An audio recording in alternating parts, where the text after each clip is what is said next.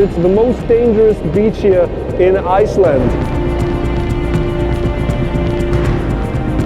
You have to take a very close look at the waves and see if they come more or if they go less.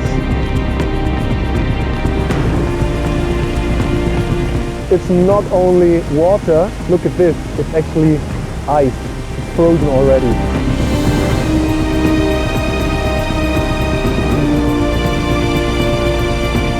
But when I do a vertical panorama, you have to imagine I do one horizontal shot, one horizontal shot, one horizontal shot. You can do 2, 3, 4, how much you want. It depends a bit on the foreground and everything. So in this case, I will do 3 vertical shots.